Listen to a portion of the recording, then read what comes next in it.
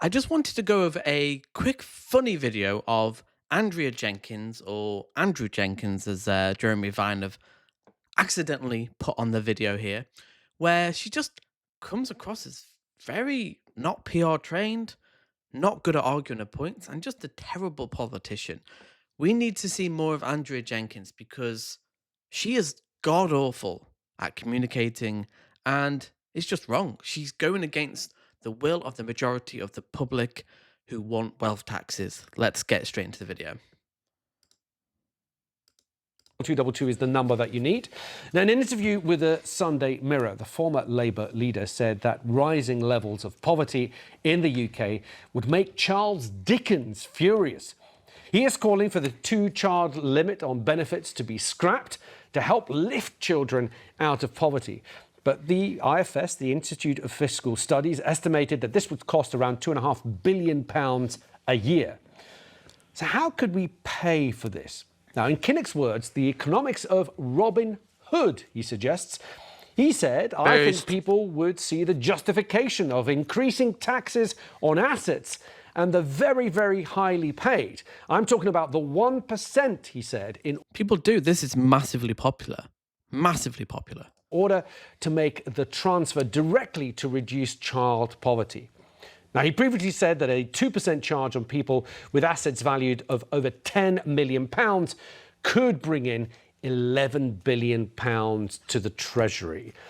Kevin, we know the Chancellor is looking for change down the back of the metaphorical Treasury sofa.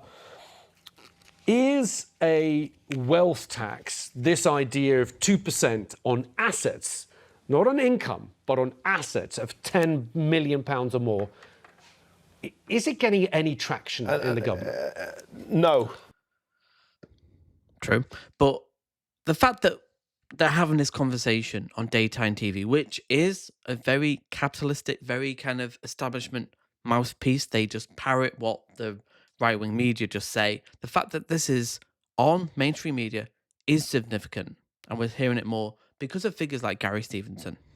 It's actually I think it's getting more traction in the country than it is with the government. Huge public support. And yeah, Neil Kinnock has become a conscience of the Labour Party, and I think a conscience of the country, which wants a bit more Robin Hood, take from the rich to give to the poor, fund public services, make Britain a fairer and better country, because there is popular support by it. Now, of course, the test for the government, if you implement the policy, is how do you stop people who are incredibly rich just transferring their money abroad to try and dodge it. Now, you can attempt to tackle that, but I think in principle, Neil Kinnock is right, and wealthy people are under-taxed in our country. We're an unfair country. They're always moaning, but they are under-taxed. For instance, capital gains tax. If you're making a load of money on the stock market, you'll pay capital gains, lower rates than income tax. So people who are going to work, driving a bus, driving a taxi, in a call centre, doing your wiring at home, your plumbing, they pay a higher marginal rate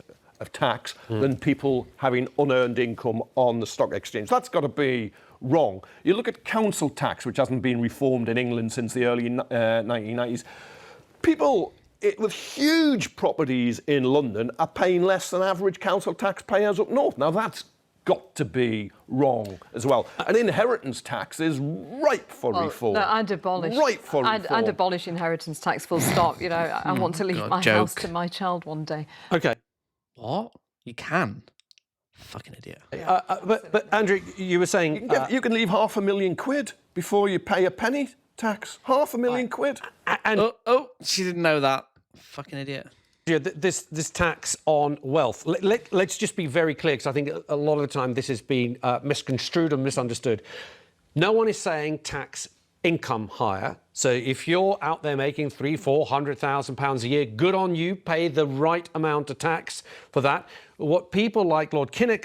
Even there, you're in the top 10% of earners. I think you still should be paying more. Sorry. are suggesting is tax assets. So if you have taxes of £10 million and over, we're going to ask you to pay 2% of whatever is above 10 million quid. The estimation is that there's a very small amount of people that this would apply to, about 20,000 individuals. Would you support that? No, but they would just leave Britain. And No evidence of this. Feelings again. The Anne Widdecombe school of feelings over facts. We know this. We know they scaremonger. They say we're going to leave. They try and gaslight us and blackmail us. They're not leaving, especially the UK, especially London. They won't leave. want Britain to be an environment where it's an economic environment where we welcome millionaires, billionaires to invest in businesses, to help create growth, to create jobs. And that's what we should be as Britain. And what jobs? What investment? What do we offer? We don't offer anything. And just to say, oh, I want to do that. Okay, what's your plan? I mean, Reform have no plan for anything. Let's just say she's just like, she doesn't want to, and she is just so like, she needs to be the new leader because she is causing a lot of harm to Reform, and I'm here for it.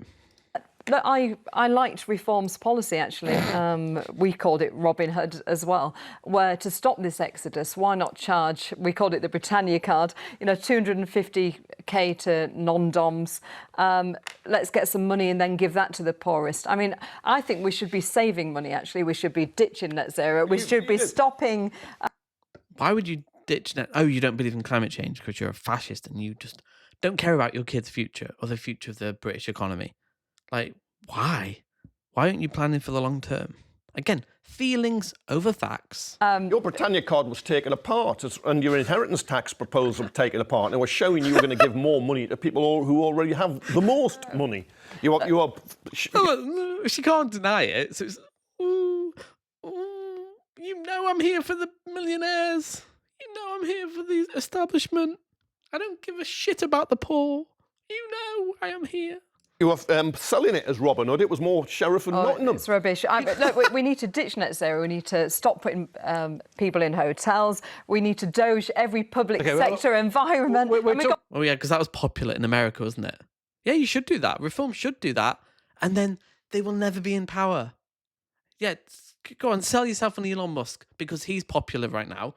The least popular person in America after Donald Trump, maybe. To stop paying trade union conveyors. We're talking about taxing the rest. No, I want to pick you up. But this is how we save money for Britain. Sure. I want wealth creators to come to Britain to create jobs. Sure. Yeah, you can. Great. How do you do that? First of all, they don't want to do that because why would they get cheap labour? Southeast Asia, India, China. Like, what are we going to make? What is our economy going to be for the 21st century? No one has a plan for this. No one has a plan of like, okay, automation. Do we need a UBI? Who pays for this? We have to be leaders in Europe for a wealth tax. We can do one. Labour could do really just one great thing, a meaningful wealth tax. Will they do it? No, they won't because they're cowards. But look at Andrea Jenkyns. Just pathetic. She needs to be the... we need to see this more because they have nothing. Reform have nothing. They have proven that time and time again. They say, oh, raise tax threshold to £20,000. Where's the money coming from to pay for that? They have nothing. So comment below, why Reform even like, they're doing football t-shirts now. They're a joke of a party. They're pathetic. Comment below, tell me your thoughts, and I'll see you in the next video.